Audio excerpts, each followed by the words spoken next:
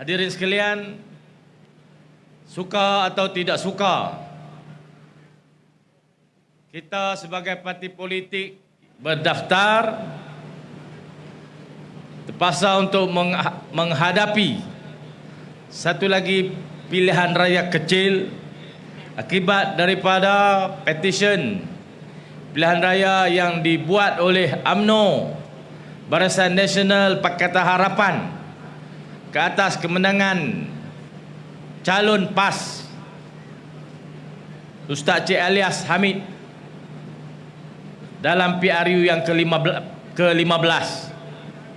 Oleh kerana mahkamah telah memutuskan kemenangan yang dipetua PAS kawasan ini terbatal, walaupun menang begitu besar.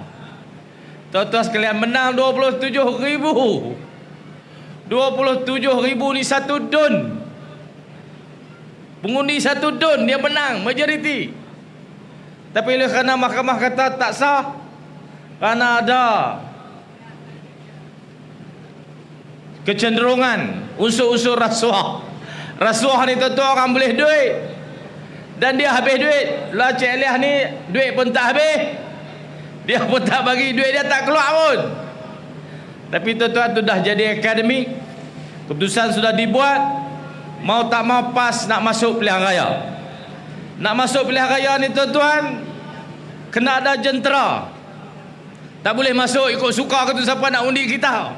Nak kena susun kerja-kerja pilihan raya. Maka kita adakan majlis malam ini, majlis melancarkan jentera pilihan raya kecil Kemaman. Tuan-tuan sekalian, bukan saja tuan-tuan yang akan bertugas di PRK ini, akan datang bantuan daripada jentera seluruh negeri Terengganu. Akan datang jentera kita daripada seluruh negara berkampung di Kemaman ini untuk memastikan kemenangan yang lebih besar Parti Islam Malaysia PAS dalam pilihan raya nanti. Boleh tuan-tuan? Menanglah. Tak teruk dah ceramah. Tuan-tuan sekalian, kita ambil contoh PRK Kuala Terengganu, juga akibat daripada petisyen pilihan raya. Pilihan raya kemudian, akibat daripada petisyen itu, PAS menang lebih besar, yang tidak mendatangkan keinsafan pun kepada Barisan Nasional Negeri Terengganu ini. Muka tak malu tuan-tuan, muka tembok. Ni ada di Kijali. Ni kita nak lawan dia sekali lagi. Tuan-tuan, jangan rasa gentar, jangan rasa kecil, jangan rasa apa-apa. Depa ni semua hitam ya tuan-tuan.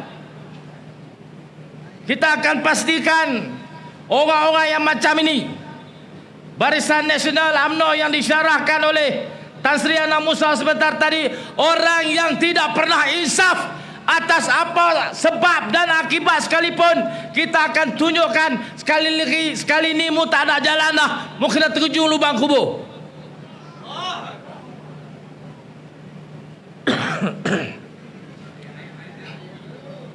Ayah duk turun dah, pelan-pelan turun. Tuan-tuan sekalian,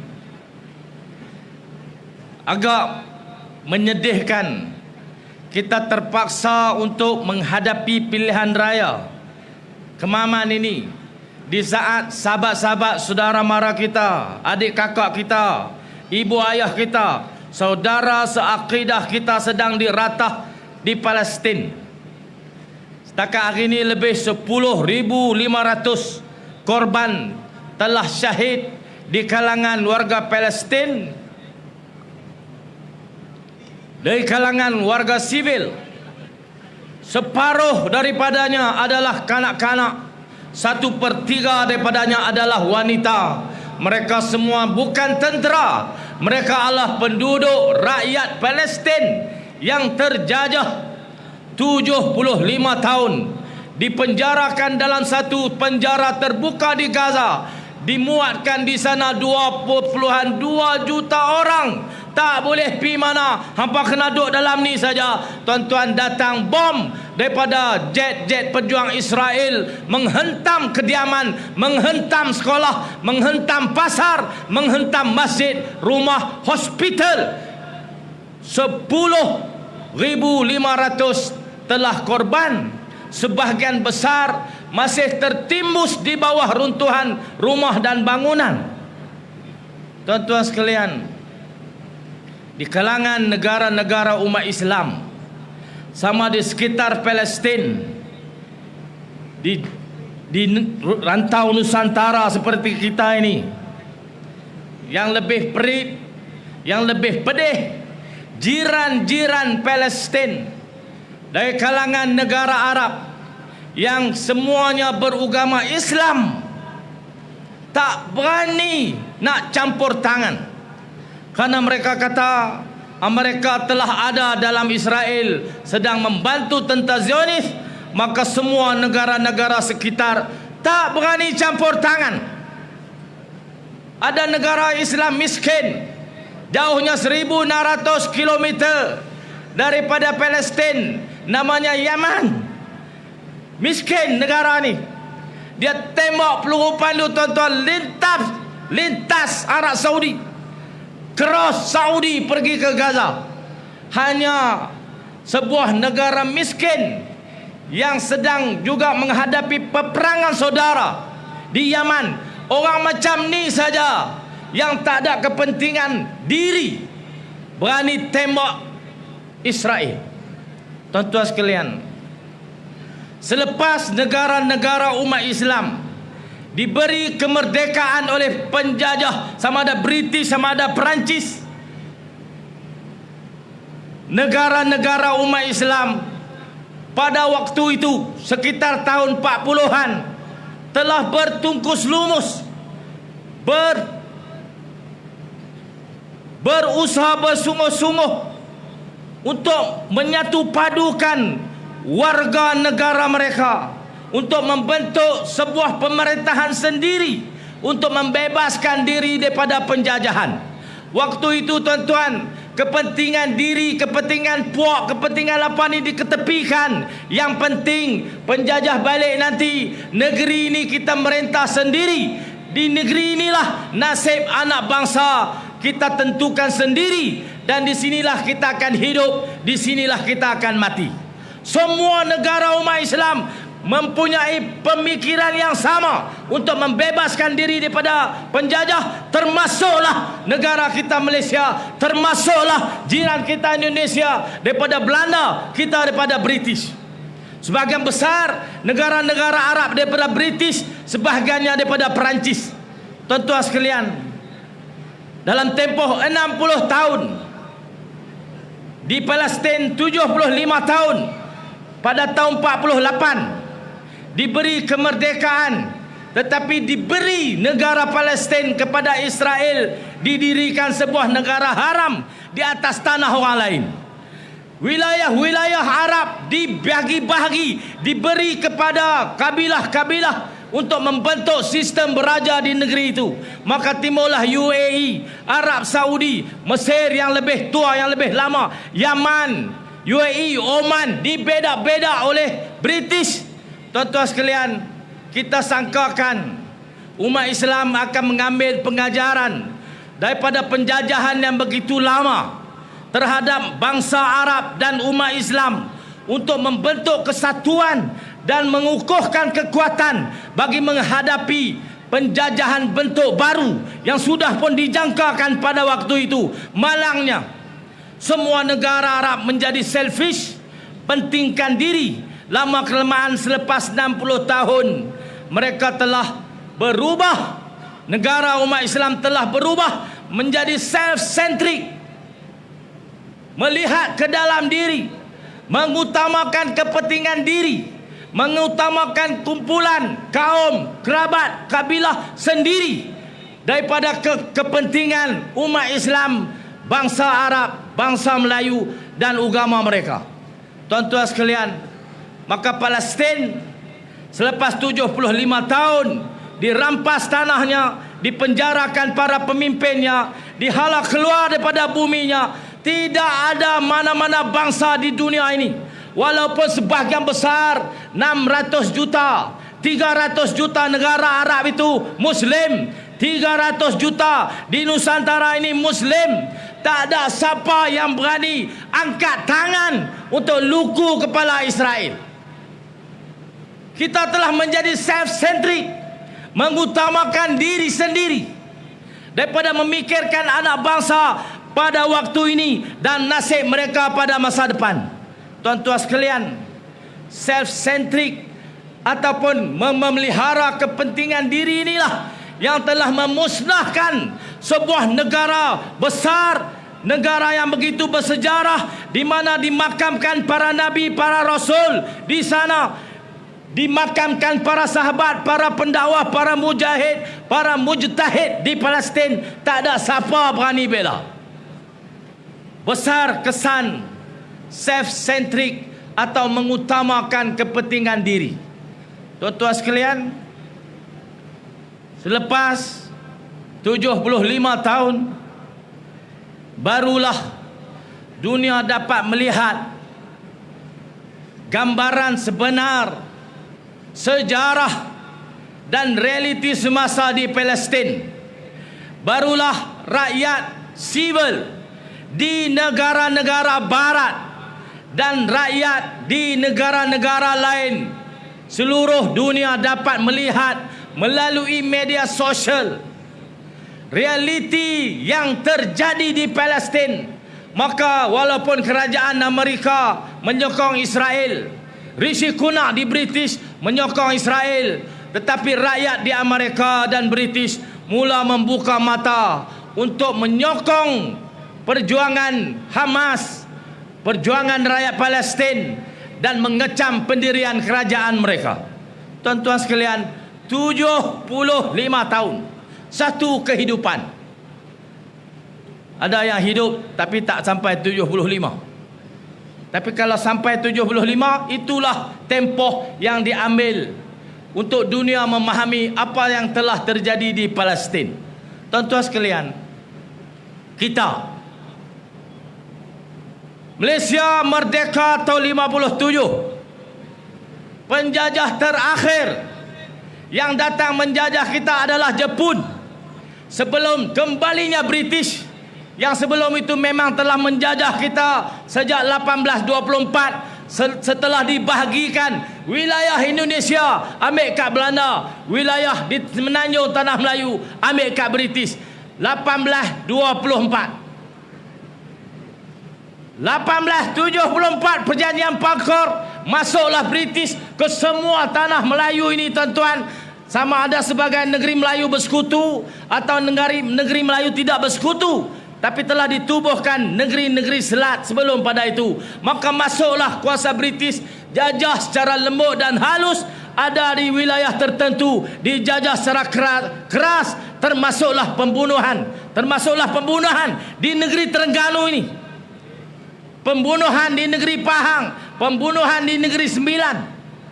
Tuan-tuan sekalian, mari Jepun tahun 40 perang, dihalaunya British balik oleh kerana Amerika bom Hiroshima Nagasaki tahun 45. Jepun surrender.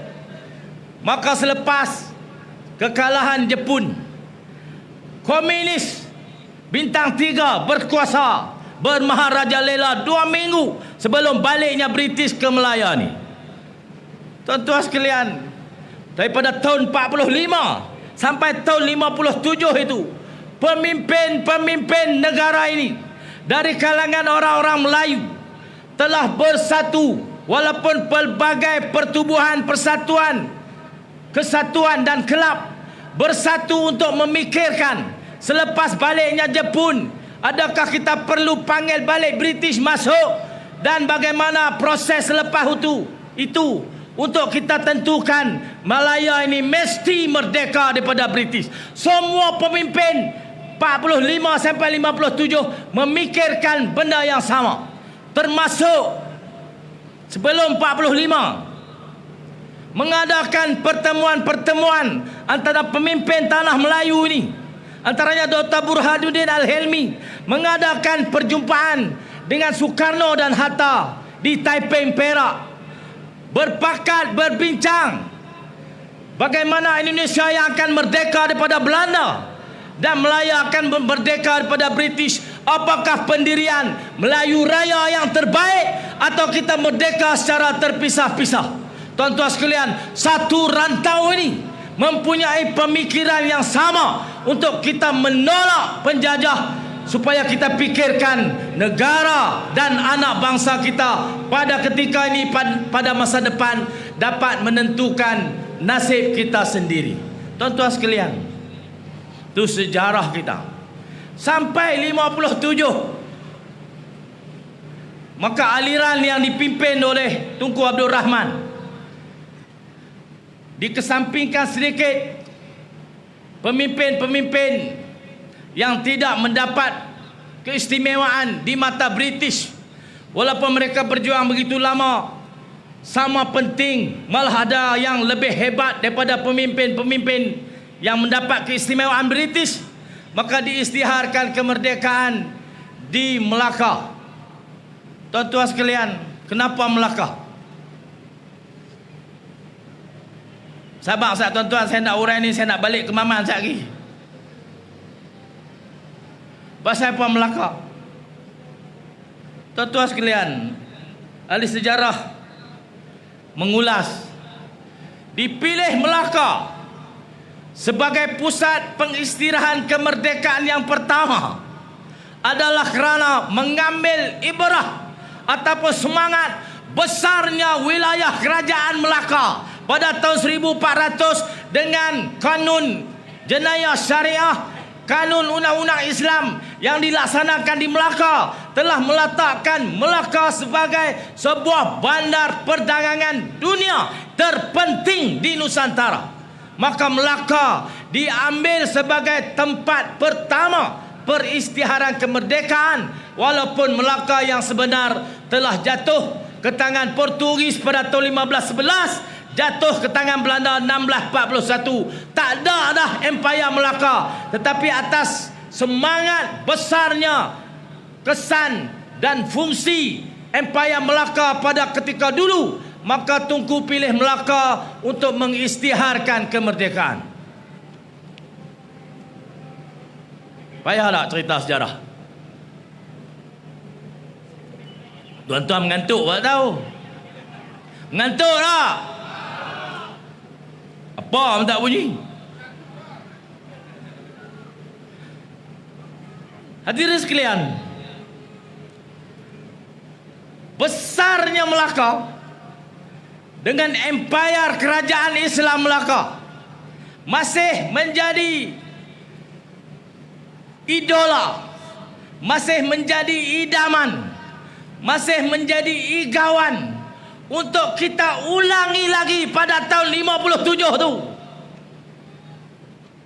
Kehebatan Raja-Raja Melayu, sistem pemerintahan kita, sistem percukaian kita, pentadbiran, kemakmuran, kehebatan, perdagangan, ekonomi, semuanya makmur di zaman Kesultanan dan kehebatan Empayar Melaka. Mari tahun 57 kita masih ada. Mari tahun 2023 ni tuan-tuan. Ni 2023 ni.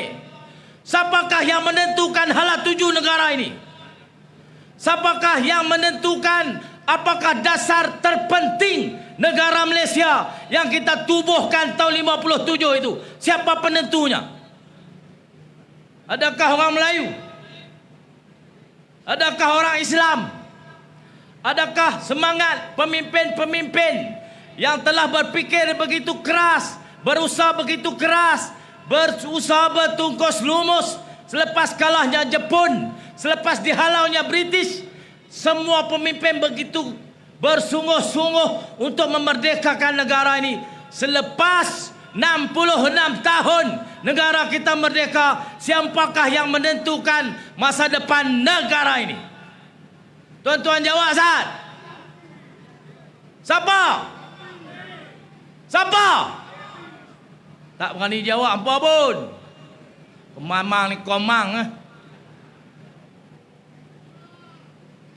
Tuan-tuan sekalian, contoh-contoh mudah, simple, berlaku di depan kita.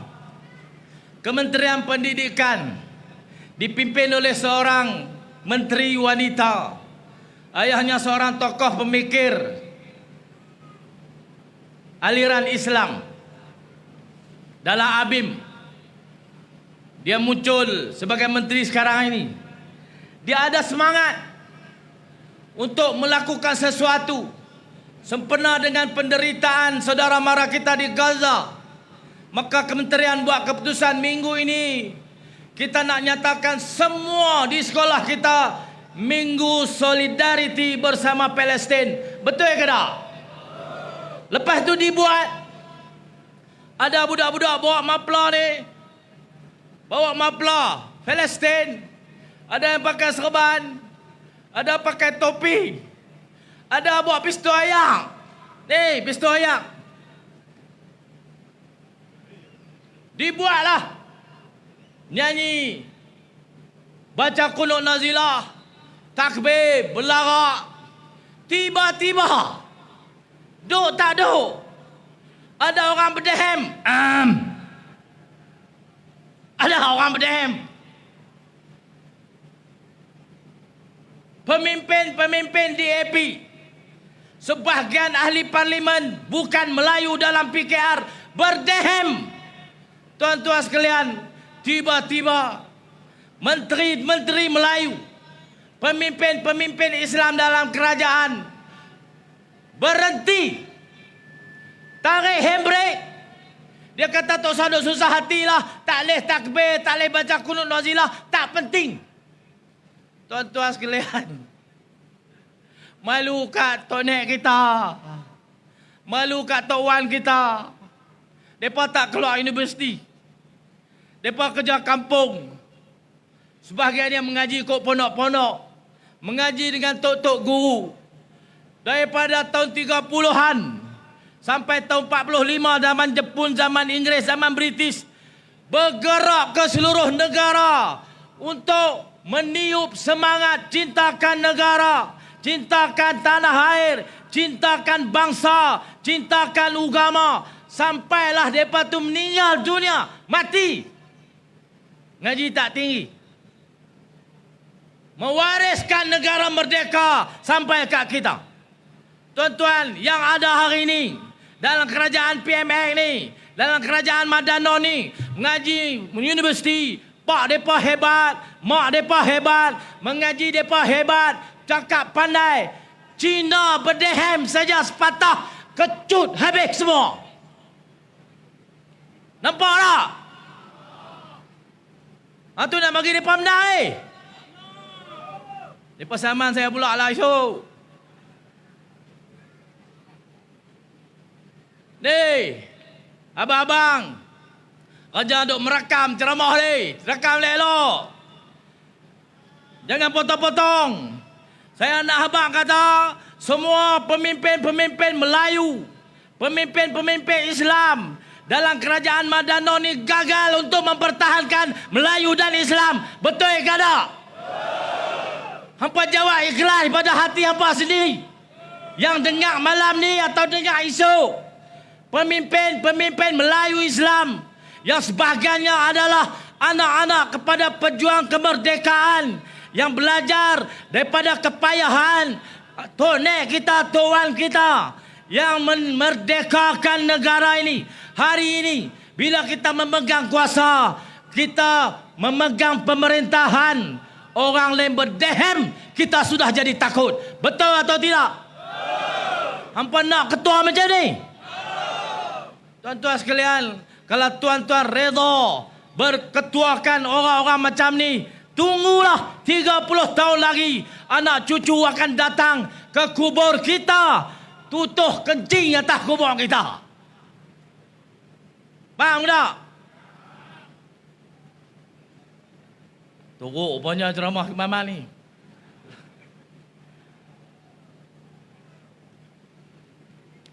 Kita tak ada masa yang panjang. Di saat saya sedang berceramah ni, Tan Sri Anwar Musa dah ceramah dah.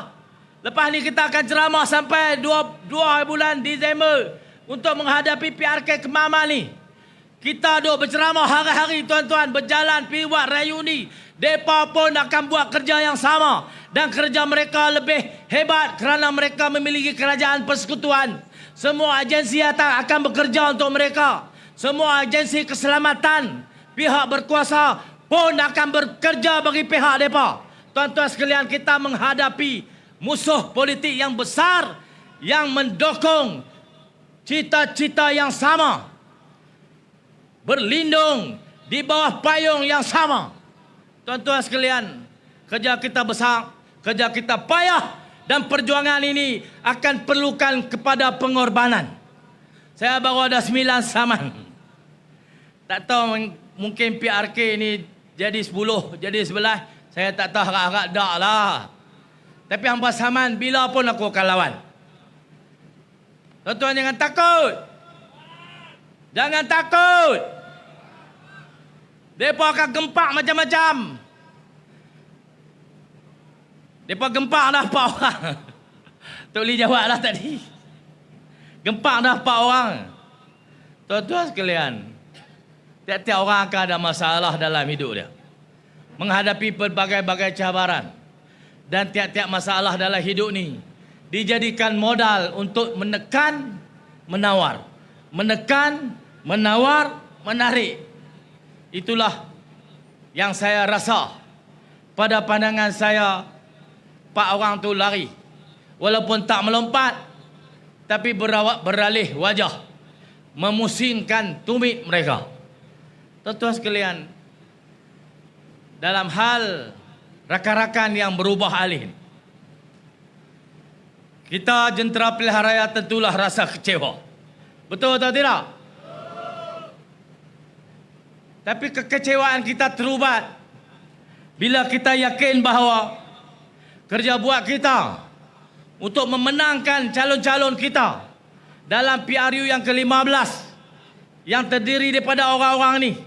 Kerja ini kita telah laksanakan dengan ikhlas, dengan niat lillahi ta'ala, untuk kita nak nobatkan calon-calon PN untuk bawa perubahan kepada politik negara ini. Kita ikhlas, pahala Allah Ta'ala beri dah kat kita, walaupun kita tak dapat habuan apa. Kita sakit hati, tapi sakit hati kita terubat dengan mengingati bahawa kerja kita ikhlas lillahi ta'ala. Ada habuan untuk kita di akhirat. Untuk rakan-rakan 4 orang ni, saudara-saudara akan dikejar oleh keikhlasan jentera yang telah memenangkan kerja-kerja yang telah melaksanakan kerja pilihan raya sehingga memenangkan tuan-tuan sebagai ahli parlimen. Keikhlasan ini akan mengejar tuan-tuan sampai ke lubang kubur, sampai ke dalam liang lahat, dan sampai ke padang mahsyar. Keikhlasan jentera ini akan menghantui tuan-tuan semua. Siapa berani lompat, sila. Ada lagi? Kok ada lagi? Tuan-tuan tidak akan aman sepanjang kehidupan di dunia ini dan kehidupan di alam barzah, di alam mahsyar. Tuan-tuan tidak akan aman kerana mengkhianati keikhlasan jentera yang telah bertungkus lumus memenangkan tuan-tuan. Para jentera tak rugi apa. Saudara-saudari sekalian, ada 2 faktor. Satu yang menarik, satu yang menolak. Tuan-tuan, kalau orang ni lompat atas faktor menolak, contoh mereka berpandangan PN Bersatu PAS telah mengkhianati kehendak pengundi orang Islam dan Melayu di negara ini, mereka ada hak untuk melompat. Itu dipanggil faktor menolak mereka pergi. Tapi sepanjang pengetahuan kita, daripada November sampai November tahun ini, belum ada satu pun tindakan kita PN di peringkat negeri atau peringkat persekutuan yang boleh dikategorikan sebagai mengkhianati Islam dan Melayu, sehingga melayakkan mereka ini menolak mereka pergi kepada parti lain. Betul ke tak betul? Tuan-tuan, nampak ada apa kesalahan kepada kita? Saya tak nampak. Faktor menolak satu pun tak ada. Faktor menarik. Apakah yang menarik mereka ke sana? Yang pertama, mereka ditahan peruntukan setahun sekitar 4 juta untuk melakukan khidmat servis di kawasan masing-masing. Maka mereka kehabisan wang untuk melakukan kerja-kerja membuat servis di kawasan masing-masing. Atas kesempitan itulah ada faktor yang menarik mereka bila ada tawaran. Tuan-tuan sekalian, bila ditawarkan segelas air kepada seorang musafir yang sedang kehausan, tentulah dia pi untuk minum air tu. Tuan-tuan sekalian, dosa yang lebih besar ialah orang yang menyekat peruntukan dan memancing mereka ini dengan peruntukan-peruntukan itu. Betul tak betul? Rasuah ke tak rasuah? Siapa rasuah? Siapa rasuah? Kita angkat tangan lawan. Lawan perasuah. Dia pun syarah lawan perasuah, tapi hari-hari dia buat. Tuan-tuan sekalian, ni sah-sah rasuah. Tapi rasuah yang dibenarkan oleh kata mereka.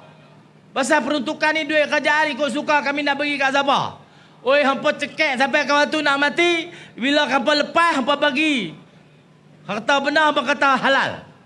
Tuan-tuan sekalian, faktor menarik inilah yang menyeret 4 orang ahli parlimen menyatakan sokongan kepada pihak lawan. Itulah rasuah. Kalau tak rasuah nak nama apa? Kalau kata ikhlas nak beri peruntukan, kena bagi kepada 74 orang ahli parlimen pembangkang. Betul tak? Pasal apa hampa bagi 4 orang saja? Pasal 4 orang ni kata nak sokong hampa. Hang sokong aku bagi peruntukan. Itu rasuah lah. Yang tolak tak ada. Pasal apa saya nak hurai tentang tolak ni? Tuan-tuan sekalian, apabila ada satu keadaan, apabila didapati kerajaan Madanon ni telah gagal sepenuhnya untuk membela orang Melayu, untuk menjaga agama Islam, untuk memastikan kehidupan rakyat ni harmoni, kau hidup tak bertambah-tambah, beras tak ada jadi ada.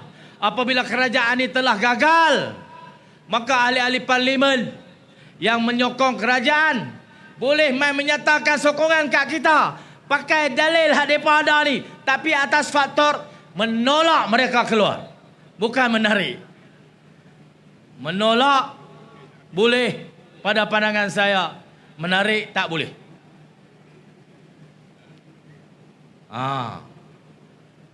Kalau berlaku sehari dua ini, ahli-ahli parlimen belah nu yang tak puas hati dah tak boleh pi dah atas semua peristiwa-peristiwa yang sedang terjadi di negara kita pada waktu ini, kesempitan kehidupan rakyat yang tak dapat dibela oleh kerajaan Madanon, maka mereka masa meluat dah, mereka tak percaya dah kat Banon, mereka percaya kat Nusi pula. Mereka main menyatakan sokongan untuk Nusi jadi Perdana Menteri. Boleh ke tak boleh? Tapi saya bukan ahli parlimen. Kena jadi ahli parlimen dululah.